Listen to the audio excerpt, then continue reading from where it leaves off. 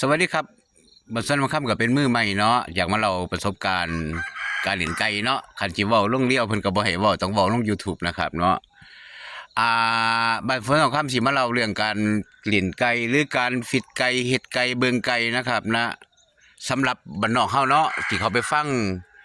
คนเฮาสิหลงทางอีกอย่างหนึ่งเนาะครับเนาะสิหลงทางอีหยังหูบ่ครับนักเล่นไก่บ้านนอกเฮาสิหลงทางเรื่องการเล่นไก่ซ้อมไก่ฟิตไก่ สิไปฟังอาจารย์ใหญ่เพิ่นเว้าเนาะในอาจารย์ใหญ่แต่ละอาจารย์ในกรุงเทพหลายเฮาเป็นซุมบ้านนอกผมสิบอกเจ้าอยู่อย่างหนึ่งเนาะครับเนาะเฮาเป็นซุมบ้านนอกหนึ่งกำลังยาบำรอกยาบำรุงเฮามันบ่มีคือเขาครับเจ้าเด้กินสุดนิดหน่อย100 200เจ้าก็ทุกข์ตายแล้วไปตีด้วยบอลปลา400 500พันเนาะครับยาสุดหนึ่งกันบ่กี่บาทเขาเต็มสปีดเขามีผู้อุดหนุนเนาะครับเนาะอ่ะ เขาขันกันเลยเนาะการเบิ่งไก่อันดับแรกเนาะครับเนาะประสบการณ์สิเว้าให้ฟังเนาะอันดับแรกเนาะจากประสบการณ์ของนักประสบการณ์ที่อาจารย์ใหญ่อยู่พอประแดงเพิ่นก็บอกมาเนาะที่ประสบการณ์ก็บ่ได้เก่งนะครับแต่ว่าสิเล่าให้ฟังมาฟังเด้ออันดับแรกปุ๊บครับเจ้าต้องเบิ่งไก่ว่า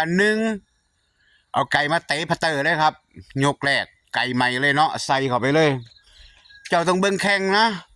เจ้าไม่ต้องไปสนใจหรอกโอ้ยขึ้น3ขึ้น4เบิ้ล2เบิ้ล3นี่ถิ่มไปเลยครับเจ้าต้องเบิ่งไก่ว่าไก่เจ้ามีล่ำหักล่ำโคนตีนักบ่ครับนั่นแหละคือเบิกแข้งคันไก่เจ้ามีเบิกแข้งเบิ่งให้ดีๆแรกปั๊บพอปุ๊บเจ้าเห็นว่าไก่เจ้ามีเบิกแข้งนะทีนึงก็บ่เป็นหยังครับมาเสร็จน้ำเลี้ยงไปอีกพุ่นละอาทิตย์นึงมาฟิตร่างกาย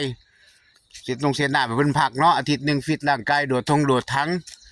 เอาไปสัก2 อาทิตย์ครับใส่อีกเบิ่งให้เพิ่นโอกาสเพิ่นรอบ2ถ้าโอกาสเพิ่นรอบ2ปุ๊บเพิ่นยังมีเบอร์แข้งตีดีเบอร์แข้งหนักนะครับจับเข้าคอร์ดบานนั่นแหละเข้าคอร์ดโดดทั้งเลี้ยงไปพอได้หอยอาทิตย์นึงปั๊มน่วมครับปิดปากอย่าไปฟังคนอื่นครับปิดปากพ่อพูดล่ะพ่อประมาณจัก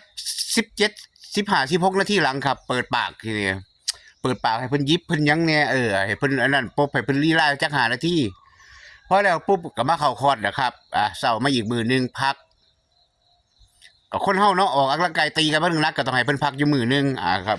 ให้ยาตามปกติครับพอ2 อาทิตย์หลังเฮาต้องให้ยาแล้วให้ยาเข้าคอร์สโดดทั้งครับมื้อต่อไปก็โดดทั้งกันเว้าไปสิเจ้าสิงงเนาะอันนี้ผมบอกใหม่ๆเอาคร่าวๆโดดทั้งปุ๊บไปล่ะเลี้ยงไปล่ะครับเลี้ยงได้ฮู้ว่าโอเคแล้วมาปรับน่วมกันอีกเดี๋ยวอาทิตย์นึงปรับน่วมปุ๊บปรับน่วมเทื่อที่2เทื่อที่บาดเฮาเทื่อที่2เทื่อที่3เฮาเซาได้บาดนี้เซาเบิ่งอาการว่าฮอดมื้อที่อาทิตย์สิออกเนาะอาทิตย์ที่21น่ะเนาะเฮาติอาทิตย์เฮาสิออกแล้วบาดเฮามือว่าเฮาปั๊มไปแล้วว่ามันครบไปแล้วล่ะครบใกล้จะฮอดอีกอาทิตย์นึงฮอด21มื้อนี่เนาะครับเนาะขอ21วันเนี่ยเนาะใกล้เฮาพักเต็มที่แล้วครับพอไก่เฮาพักเต็มที่เฮาสังเกตบ่ต้องเฮาเป็นเจ้าของไก่เฮาเป็นคนเลี้ยงเฮาอย่าไปฟังคนอื่นอย่าไปฟังอาจารย์ใหญ่เฮาเบิ่งนักกีฬาเฮาเนาะเฮาเบิ่งนักกีฬาเฮาให้ดีๆเพิ่นก็คือไปตีไปบ่คึกบ่คือคนคึกคือแบบไก่อยากเซิงน่ะเบิ่งเอาง่ายๆเนาะพี่น้องเนาะคำว่าเพิ่นคึกเพิ่นยังตีปีกเบิ่งกำลังบินโอ้โหห้นหัวล้นอยู่ในซุ่มนะครับตีปีกปึกปักบางอย่างคือไก่อยากเซิงนั่นแหละครับเอาไปโหลดบ่มีแพ้จะนั่นเด้อครับลองกับไปเฮ็ดเบิ่งเด้อเสือบ่เสือกะนี่แหละครับบัดซนน้องคำก็เล่าให้ฟังแค่นี้แหละค่ะอยากชนะและไอ้เปรียบไก่บัดซนน้องคำอย่า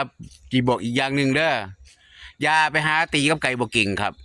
นิ่งเข้าไปโลดโตได้เก่งๆซื่อดังๆซื่อเสียงสุ่มดังๆใส่เข้าไปโลดครับนั่นแหละเจ้าสิมีชื่อเสียงให้เร็วเดี๋ยวค่อยเว้าอีกตอนนี้กันครับผม